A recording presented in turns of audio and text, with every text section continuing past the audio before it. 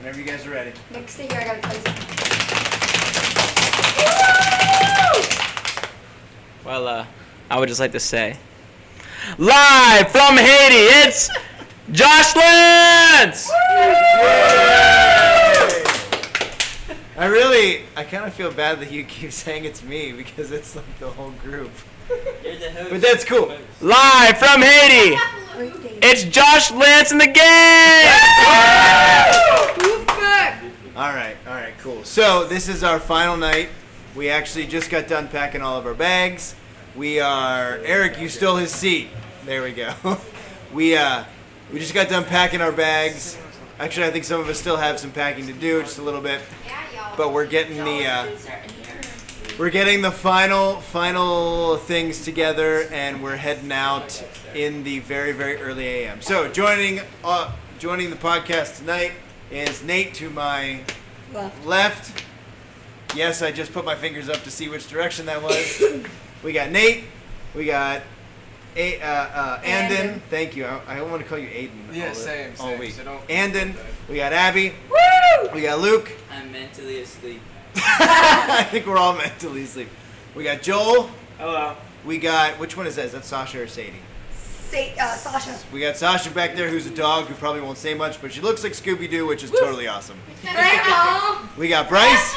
Yeah. We got Zach. What's up? We got Eric. We got Katie. Yo. And then in the background, we got Elizabeth, and we have Faith, He's upside down. who is upside down right now, yes. Don't know why. All right, so, guys and gals, let's do what we did on the roof tonight. Just real quick, just keep it really brief, if you would, please. Your Kodak moment for the trip. I think we have seen and experienced a lot of things. I for one, do believe that God is calling us back here again. Not only next year, but maybe a couple of years in a row here.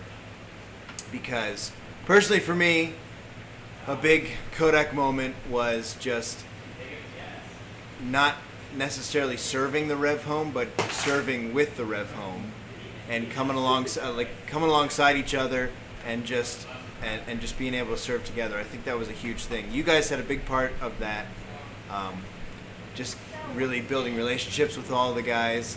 Zach, I know that you and JJ had a really good close bond. And with the older guys, I know a lot of us were with Franz and Arconch and Chrisley. We have really close relationships with them. Jameson, yeah. And so they really, stepped up and served, and it was cool to kind of get the ball rolling. And I know, because I just got done talking with them, that Amber and Matt are really excited about that too, seeing them serve this week. So that was really cool. So, your Kodak moments, final thoughts before we head home. Who wants to go first?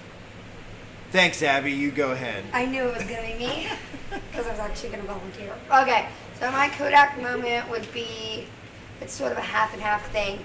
The ravine always gets me. It's my favorite thing. It's my favorite thing about Haiti, going down and just seeing the people and being able to interact with the people.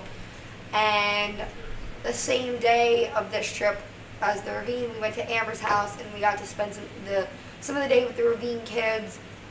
And I was a little more behind the scenes this time, and I got to scoop out bowls of rice and stuff with Bryce, Zach, and the one intern, Olivia, then later because we ran out of rice. But afterwards, me and Luke, we had the opportunity to do Amber's dishes, and it was nice to be able to serve someone who serves so many.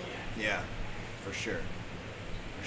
And that seems like such a small thing, just washing dishes, but it's huge for her because, I remember I walked by there a couple times, and the dishes were just piled in her sink. So I know that was a big thing. Bryce, you want to go? Go ahead. Yeah, just to kind of second what you said, hanging out with the Rev Home boys was the highlight of my week.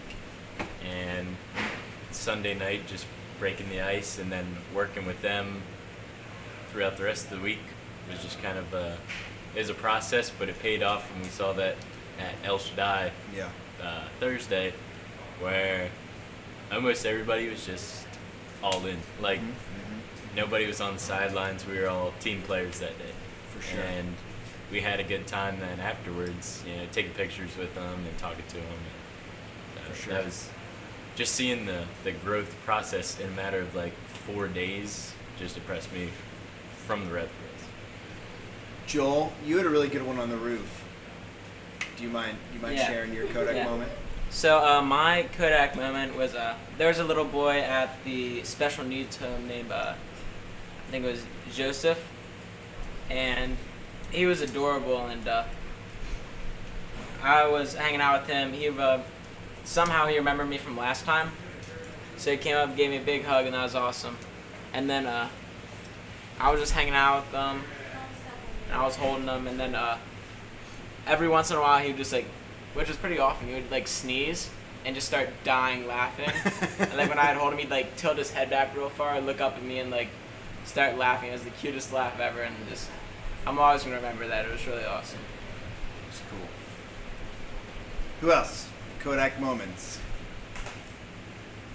Kodak moments. There should be like a jingle to that. For me, it was last night on the roof with Zach and Bryce. They wanted to recommit themselves to the Lord and asked me to be a part of it. And just like seeing these guys, like I've been friends with both of them for quite a long time now, and just seeing like their growth and just seeing like how it all came together like during this trip. Like I know for me, like last year, God really spoke to me, and He did it like to them in the same exact way. So it's just really encouraging, and then being able to be a part of their baptism today too it was amazing. So Yeah. I think a big highlight for me is always baptizing people in the ocean. It's always cool. That's always a Kodak moment for me. Baptizing you guys was an awesome. It was an honor to be a part of that. Anyone else? Go ahead, Nate. Well, I guess my Kodak moment, like I mentioned up on the roof, would be we went to the special needs home on Tuesday, and I got to help feed a girl named Diana, and to just see like the thankfulness in her eyes. I mean, she couldn't speak to me, but to just see how like thankful she was that someone was just taking the time to sit next to her in her wheelchair and to just basically spoon feed her. And then the next day when we took them to the park, I got the opportunity to then push her around again in the wheelchair, and I was just really excited to get to hang out with her again. Yeah. Those kids are precious, for sure. I think mine would just definitely be with the Ravine kids and that special needs when we sat down and they were eating and they were, sitting on our laps and just watching them and hearing them sing so joyfully, and to them, it's just life, but to me it's like just constantly thinking this is their only meal, and they're happy to sing to God. Yeah. It was amazing to me. Yeah. I think, does anyone else have Kodak moment they want to share? I think, just one of the things that I'm really going to be pounding when we get back to youth group, or get back to the States, pounded in youth group with all of you guys, is just being on that missions trip when we get home, and having that sense of purpose when we go home. I know a lot of you guys expressed, you want to keep this going when we get back to real life, and I want to be there and be an encouragement to you with that. Go ahead, Nate. Well, I just want to say, you're talking about when we get home and we keep up the mission trip and the sense of urgency that we have on the mission trip. Yeah. And I think that's really important because the reality of it is we often take for granted time. And sometimes we even feel entitled to it. But the reality of it is we don't know how long we're going to have.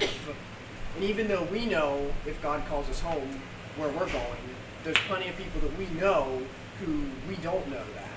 And they could go at any time. And if we knew that there was a chance they might go within a certain amount of time, we would probably really put in the effort to really give them the gospel. Yeah. But the reality of it is we do know that. We do Yeah. know there's a chance that any one of us or any one of our friends could go at any time. We just really need to keep that in our minds and have that sense of urgency when we go back to the States. Definitely. Definitely. Well, I think, like I said, I think as the leader of the youth ministry of the church, you know, I personally want to be in prayer for, always want to be in prayer for what God has for our group. But I really feel strongly that you know, that God has another trip for us here next year. So it's always great to come down and be a part of what Global Partners is doing down here. So for those of you who are listening, you too can experience the things that we have talked about over these past couple of podcasts, coming on one of these trips with Global Partners. Luke, would you recommend it? 10 out of 10 would recommend. So I think all of us would say that we definitely recommend and would encourage you, if you are listening to this, encourage you to come along with us, or just go to Global Partners website, gpartners.org, and find out about all the trips that they've going on. They go to Jordan and India, and then they have other trips coming down here as well. I would actually recommend it 11 out of 10. Like, I know that doesn't add up, but that's because the trip will add up to more than you expect. Yeah. Setting the bar high. What say you to that, Luke? Oh, he's leaving. Goodbye. Luke is mentally done. Adioso, Felicia. He is mentally out of here. All right, so we have an early day, so we will wrap things up a little earlier than usual. So you guys all want to say bye? I was about a 6. Goodbye. Okay, let's end it on that. Yeah, let's end it on that. Everyone say bye. Bye.